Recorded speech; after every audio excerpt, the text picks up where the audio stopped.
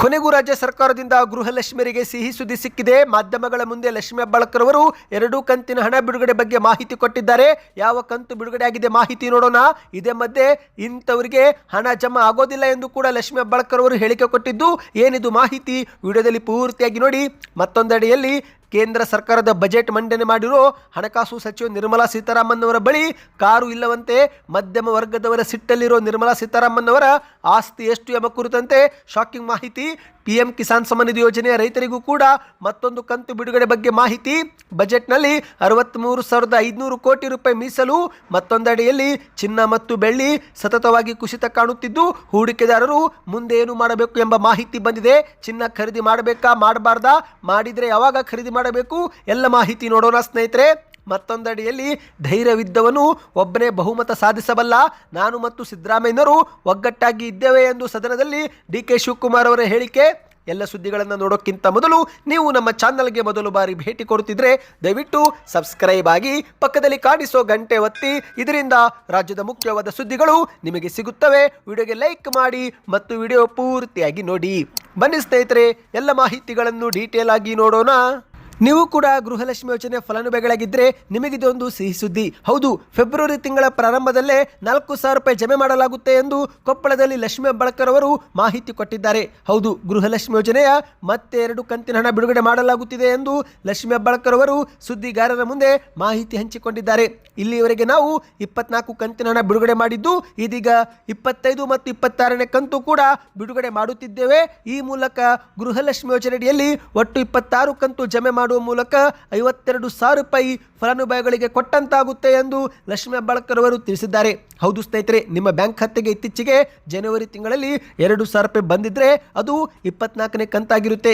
ಇದೀಗ ಫೆಬ್ರವರಿಯಲ್ಲಿ 25 ಮತ್ತು 26ನೇ ಕಂತು ಜಮೆ ಮಾಡುತ್ತೇವೆ ಎಂದು ಲಕ್ಷ್ಮಿ ಹೆಬ್ಬಾಳ್ಕರ್ ಅವರು ಮಾಹಿತಿ ಕೊಟ್ಟಿದ್ದಾರೆ. ಇನ್ನು ಇದೇ ಮಧ್ಯೆ ಸ್ನೇಹಿತರೆ, ಇನ್ನು ಮುಂದೆ ಗೃಹಲಕ್ಷ್ಮಿ ಯೋಜನೆ ಹಣ ಬಂದಿಲ್ಲ ಎಂದು ಬ್ಯಾಂಕು ಕಚೇರಿ ಅಧಿಕಾರಿಗಳ ಬಳಿ ಹೋಗೋ ಅವಶ್ಯಕತೆನೇ ಇಲ್ಲ. ಯಾಕಂದ್ರೆ ಇದಕ್ಕಾಗಿಯೇ ಸರ್ಕಾರ ಸಹಾಯವಾಣಿ ಒಂದು ಪ್ರಾರಂಭ ಮಾಡ್ತಾ ಇದೆ. ಹೌದು, ಮಹಿಳಾ ಮತ್ತು ಮಕ್ಕಳ ಅಭಿವೃದ್ಧಿ ಇಲಾಖೆಯು 181 ಸಂಖ್ಯೆ ಸಹಾಯವಾಣಿ ತೆರೆದಿದ್ದು, ಇದರ ಅಡಿಯಲ್ಲಿ ಮೊದಲ ಬಾರಿಗೆ ಗೃಹಲಕ್ಷ್ಮಿ ಯೋಜನೆಯನ್ನು ಕೂಡ ತೆರೆಯಲಾಗಿದೆ. ಅಂದ್ರೆ ಫಲಾನುಭವಿಗಳು ಕರೆ ಮಾಡಿ ನಿಖರವಾದ ಮಾಹಿತಿ ಪಡೆದುಕೊಳ್ಳಬಹುದು. ಕೆಲವೊಮ್ಮೆ ಫಲಾನುಭವಿಗಳಿಗೆ 2 ತಿಂಗಳು 3 ತಿಂಗಳಾದರೂ ಹಣ ಬಂದಿರೋದಿಲ್ಲ. ಹಾಗಾಗಿ ಫಲಾನುಭವಿಗಳು ಅಂತಹ ಸಮಯದಲ್ಲಿ ಬ್ಯಾಂಕು ಕಚೇರಿ ಅಂತ ಅಲೆದಾಡದೆ ನೇರವಾಗಿ ಸಹಾಯವಾಣಿ ಸಂಖ್ಯೆಗೆ ಕರೆ ಮಾಡಬಹುದು. ಯಾಕಂದ್ರೆ ಕೆಲವೊಮ್ಮೆ ತಾಂತ್ರಿಕ ದೋಷಗಳಿಂದಲೂ ಬಂದಿರೋದಿಲ್ಲ. ಇನ್ನು ಕೆಲವೊಮ್ಮೆ ಬ್ಯಾಂಕಿನ ಸಮಸ್ಯೆ, KYC ಮಾಡಿಸದಿದ್ದರೆ ಹಣ ಜಮಾ ಆಗಿರೋದಿಲ್ಲ, ತೆರಿಗೆ ಪಾವತಿ ಮಾಡುತ್ತಿದ್ರೂ ಕೂಡ ಹಣ ಜಮಾ ಆಗೋದಿರೋದಿಲ್ಲ.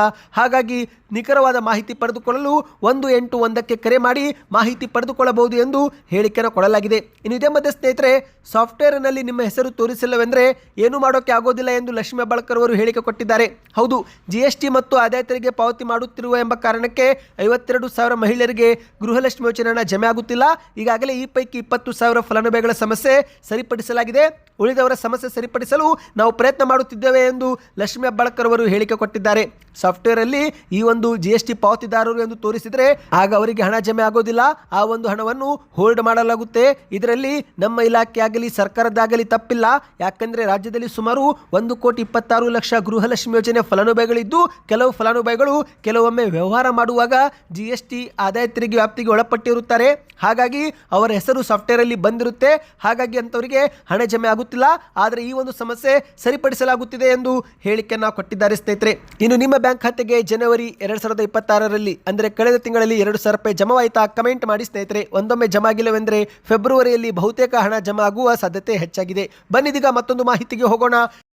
ಇತ್ತೀಚೆಗೆ ಫೆಬ್ರವರಿ 1ರಂದು ಕೇಂದ್ರದ ಬಜೆಟ್ ಮಂಡನೆ ಮಾಡಿರುವ ನಿರ್ಮಲಾ ಸೀತಾರಾಮನ್ ಅವರ ವಿರುದ್ಧ ದೇಶಾದ್ಯಂತ ಮಧ್ಯಮ ವರ್ಗದವರು ಆಕ್ರೋಶ ವ್ಯಕ್ತಪಡಿಸುತ್ತಿದ್ದಾರೆ. ಹೌದು ಸ್ನೇಹಿತರೆ, ಈ ಬಾರಿಯ ಬಜೆಟ್ನಲ್ಲಿ ಮಧ್ಯಮ ವರ್ಗದವರಿಗೆ ಯಾವುದೇ ಒಂದು ಹೆಚ್ಚಿನ ಆದ್ಯತೆ ಕೊಟ್ಟಿಲ್ಲ. ಆದಾಯ ತೆರಿಗೆಯಲ್ಲಿ ಯಾವುದೇ ಬದಲಾವಣೆ ಮಾಡಿಲ್ಲ. ಹಾಗಾಗಿ ಹಲವು ಜಾಗದಲ್ಲಿ ಆಕ್ರೋಶ ವ್ಯಕ್ತವಾಗುತ್ತಿದೆ. ಇದೀಗ ಮಧ್ಯಮ ವರ್ಗದವರ ಸಿಟ್ಟಲ್ಲಿರುವ ನಿರ್ಮಲಾ ಸೀತಾರಾಮನ್ ಅವರ ಆಸ್ತಿ ಎಷ್ಟು, ಅವರು ಎಷ್ಟು ಟ್ಯಾಕ್ಸ್ ಕಟ್ಟುತ್ತಾರೆ, ಅವರ ಸಂಬಳವೇನು ಎಂಬ ಕುರಿತಂತೆ ಸಾಮಾಜಿಕ ಜಾಲತಾಣದಲ್ಲಿ ಚರ್ಚೆ ಮಾಡಲಾಗ್ತಾ ಇದೆ. ಹೌದು, ಸಚಿವೆ ನಿರ್ಮಲಾ ಸೀತಾರಾಮನ್ ಅವರ ಬಜೆಟ್ ಮಧ್ಯಮ ವರ್ಗಕ್ಕೆ ನಿರಾಸೆ ಮೂಡಿಸಿದ ನಂತರ ದೇಶಾದ್ಯಂತ ನಿರ್ಮಲಾ ಸೀತಾರಾಮನ್ ಅವರ ಆಸ್ತಿ ಮತ್ತು ಸಂಬಳದ ಬಗ್ಗೆ ಚರ್ಚೆ ಶುರುವಾಗಿದೆ. ಇದೀಗ ಮಾಹಿತಿ ಪ್ರಕಾರ ನಿರ್ಮಲಾ ಸೀತಾರಾಮನ್ ಅವರ ಆಸ್ತಿ 2,75,00,000ವಾಗಿದ್ದು 1,11,00,000 ಸಾಲವಿದೆ ಮತ್ತು ಅವರ ಬಳಿ ಯಾವುದೇ ಕಾರು ಇಲ್ಲ, ಬದಲಾಗಿ ಒಂದು ಬಜಾಜ್ ಸ್ಕೂಟರ್ ಇದೆ ಎಂದು ಹೇಳಲಾಗ್ತಾ ಇದೆ. ಹೌದು, ಆದಾಯ ತೆರಿಗೆಯಲ್ಲಿ ಒಂದು ಸ್ವಲ್ಪನೂ ಬದಲಾವಣೆ ಮಾಡದೆ ಮಧ್ಯಮ ವರ್ಗದವರ ಸಿಟ್ಟಿಗೆ ಗುರಿಯಾಗಿರುವ ನಿರ್ಮಲಾ ಸೀತಾರಾಮನ್ ಅವರ ಆಸ್ತಿ ಬಗ್ಗೆ ಈಗ ದೇಶಾದ್ಯಂತ ಚರ್ಚೆ ಶುರುವಾಗಿದೆ ಸ್ನೇಹಿತರೆ. ಸತತವಾಗಿ 9ನೇ ಬಾರಿಗೆ ನಿರ್ಮಲಾ ಸೀತಾರಾಮನ್ ಅವರು ಬಜೆಟ್ ಮಂಡನೆ ಮಾಡಿದ್ದಾರೆ. ಆದರೆ ಈ ಬಾರಿಯ ಬಜೆಟ್ನಲ್ಲಿ ಮಧ್ಯಮ ವರ್ಗದವರಿಗೆ ಯಾವುದೇ ಸಿಹಿ ಸುದ್ದಿ ಸಿಕ್ಕಿಲ್ಲ ಸ್ನೇಹಿತರೆ. ಈಗ myNeta.info ಪ್ರಕಾರ ನಿರ್ಮಲಾ ಸೀತಾರಾಮನ್ ಅವರ ಆಸ್ತಿ ವರದಿಯಾಗಿದೆ. 2,75,00,000 ಮೌಲ್ಯದ ಆಸ್ತಿ ಹೊಂದಿದ್ದು 1,11,00,000 ಸಾಲವಿದೆ. 315 ಗ್ರಾಂ ಚಿನ್ನ ಮತ್ತು 2 ಕಿಲೋಗ್ರಾಂ ಬೆಳ್ಳಿಯೂ ಕೂಡ ಹೊಂದಿದ್ದಾರೆ ಎಂದು myNeta.infoದಲ್ಲಿ ವರದಿ ಮಾಡಲಾಗಿದೆ. ಇನ್ನು ಅದೇ ರೀತಿ ಸ್ನೇಹಿತರೆ, ಹೈದರಾಬಾದ್ ಬಳಿ ಸುಮಾರು 16 ಲಕ್ಷ ಮೌಲ್ಯದ ಕೃಷಿಯೇತರ ಆಸ್ತಿಯೂ ಕೂಡ ಹೊಂದಿದ್ದು ಒಟ್ಟು ಅವರ ಸ್ಥಿರಾಸ್ತಿ ಮೌಲ್ಯ 1,87,00,000 ರೂಪಾಯಿ ಎಂದು ಹೇಳಲಾಗ್ತಾ ಇದೆ. ಇನ್ನು ಸಂಸತ್ ಸದಸ್ಯೆಯಾಗಿ ವರ್ಷಕ್ಕೆ ವೇತನದ ಬಗ್ಗೆ ಹೇಳುವುದಾದರೆ ನಿರ್ಮಲಾ ಸೀತಾರಾಮನ್ ಅವರು 12 ಲಕ್ಷ ಪಡೆದುಕೊಳ್ಳುತ್ತಾರೆ. ಅಂದರೆ ಪ್ರತಿ ತಿಂಗಳು 1 ಲಕ್ಷ ರೂಪಾಯಿ ಸಂಬಳವಿದ್ದು ಇದರ ಜೊತೆಗೆ ಅವರಿಗೆ ಅಧಿಕೃತ ಕರ್ತವ್ಯಗಳಿಗಾಗಿ ಪ್ರಯಾಣ ಮತ್ತು ಇತರೆ ಭತ್ಯೆಯೂ ಕೂಡ ಸಿಗುತ್ತಂತೆ. ಪ್ರತಿದಿನ ಸರ್ಕಾರಿ ಕರ್ತವ್ಯಕ್ಕಾಗಿ ಅವರಿಗೆ 2,000 ರೂಪಾಯಿ ಭತ್ಯೆ ಸಿಗುತ್ತೆ. ಸಂಸತ್ನಲ್ಲಿ ನಡೆಯುವ ಅಧಿವೇಶನ ಅಥವಾ ಇತರೆ ಅಧಿಕೃತ ಚಟುವಟಿಕೆಗಳಿಗೆ ಮತ್ತೆ ಪ್ರಯಾಣ ಭತ್ಯೆ ಸಿಗುತ್ತೆ. ಉಚಿತ ಸಾರಿಗೆ, ಉಚಿತ ವಸತಿ ಮತ್ತು ಹಲವು ಸೌಲಭ್ಯ ಕೂಡ ಪಡೆದುಕೊಳ್ಳುತ್ತಾರೆ. ಹೀಗಾಗಿ ಹಲವು ಭತ್ಯೆ ಸೇರಿಸುವ ಮೂಲಕ ಅವರ ಸಂಬಳ ಇನ್ನೂ ಹೆಚ್ಚಾಗುತ್ತೆ ಎಂದು ಹೇಳಲಾಗ್ತಾ ಇದೆ ಸ್ನೇಹಿತರೆ. ಇನ್ನು ಬನ್ನಿ, ಇದೀಗ ಬಜೆಟ್ನಲ್ಲಿ ರೈತರಿಗೆ ಒಂದು ಸಿಹಿ ಸುದ್ದಿ ಸಿಕ್ಕಿದೆ. ಹೌದು ಸ್ನೇಹಿತರೆ, PM ಕಿಸಾನ್ ಸಮ್ಮಾನ್ ನಿಧಿ ಯೋಜನೆ 2026ರಲ್ಲೂ ಕೂಡ ಮುಂದುವರೆಸಲು 63,500 ಕೋಟಿ ರೂಪಾಯಿ ಹಣವನ್ನು ಮೀಸಲಿಡಲಾಗಿದೆ. ಹೌದು, ಇದು ರೈತರಿಗೆ ಸಿಹಿ ಸುದ್ದಿ ಆಗಿದ್ದರೂ ಕೂಡ ರೈತರು ನಿರಾಸೆಯಾಗಿದ್ದಾರೆ. ಯಾಕಂದ್ರೆ PM ಕಿಸಾನ್ ಸಮ್ಮಾನ್ ನಿಧಿ ಯೋಜನೆ ಮೊತ್ತ ಹೆಚ್ಚಳ ಮಾಡಲಿಲ್ಲ. ಹೌದು, ರೈತರು ಈ ಬಾರಿ 9,000 ರೂಪಾಯಿವರೆಗಾದರೂ ಹಣವನ್ನು ಏರಿಕೆ ಮಾಡಬಹುದು ಎಂದು ನಿರೀಕ್ಷೆ ಇಟ್ಟಿದ್ರು. ಅಷ್ಟೇ ಯಾಕೆ, ಕೇಂದ್ರ ಸರ್ಕಾರಕ್ಕೆ ಈ ಬಗ್ಗೆ ಮನವಿ ಕೂಡ ಸಲ್ಲಿಕೆ ಮಾಡಲಾಗಿತ್ತು. ಇಷ್ಟಾದರೂ ಕೂಡ ಬಜೆಟ್ನಲ್ಲಿ ಕಿಸಾನ್ ಸಮ್ಮಾನ್ ನಿಧಿ ಯೋಜನೆ ಕುರಿತಂತೆ ಯಾವುದೇ ಒಂದು ಘೋಷಣೆ ಆಗಿಲ್ಲ ಸ್ನೇಹಿತರೆ. ಹೌದು, ಫೆಬ್ರವರಿ 1ರಂದು ನಡೆದಂಥ ಬಜೆಟ್ನಲ್ಲಿ PM ಕಿಸಾನ್ ಸಮ್ಮಾನ್ ನಿಧಿ ಯೋಜನೆಗಾಗಿ 63,500 ಕೋಟಿ ರೂಪಾಯಿ ಹಣ ಹಂಚಿಕೆ ಮಾಡುವುದಾಗಿ ಘೋಷಣೆ ಮಾಡಿದ್ದಾರೆ. ಅಂದರೆ ಈ ಒಂದು ವಾರ್ಷಿಕ ನೆರವಿನ ಮೊತ್ತ ಈಗಲೂ ಕೂಡ 6,000 ರೂಪಾಯಿ ಇದೆ ಸ್ನೇಹಿತರೆ. ಈ ಒಂದು ಹಣ ಈಗ ಏರಿಕೆ ಮಾಡಿಲ್ಲ. ಇದು ಮತ್ತೆ ನಿರಂತರವಾಗಿ ಮುಂದುವರಿಸಲು 63,500 ಕೋಟಿ ರೂಪಾಯಿ ಹಣವನ್ನು ಸರ್ಕಾರ ಮೀಸಲಿಟ್ಟಿದೆ.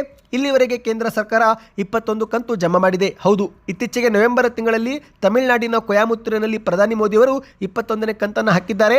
ನವೆಂಬರ್ ತಿಂಗಳಲ್ಲಿ 2,000 ರೂಪಾಯಿ ನಿಮಗೆ ಜಮಾ ಆಗಿದ್ದರೆ ಕಮೆಂಟ್ನಲ್ಲಿ ಎಸ್ ಎಂದು ಕಮೆಂಟ್ ಮಾಡಿ. ಇದೀಗ ಮಾಹಿತಿ ಪ್ರಕಾರ 22ನೇ ಕಂತು ಫೆಬ್ರವರಿ ತಿಂಗಳ ಕೊನೆ ವಾರದಲ್ಲಿ ರೈತರ ಬ್ಯಾಂಕ್ ಖಾತೆಗೆ ಜಮೆ ಆಗುವ ನಿರೀಕ್ಷೆ ಇದೆ ಎಂದು ಕೂಡ ಹೇಳಲಾಗ್ತಾ ಇದೆ. ಹೌದು, ಈಗ ದೇಶಾದ್ಯಂತ 10 ಕೋಟಿಗೂ ಅಧಿಕ ರೈತರು ಇದುವರೆಗೆ ಈ ಒಂದು ಯೋಜನೆಯಡಿಯಲ್ಲಿ ನೋಂದಣಿ ಮಾಡಿಕೊಂಡಿದ್ದಾರೆ.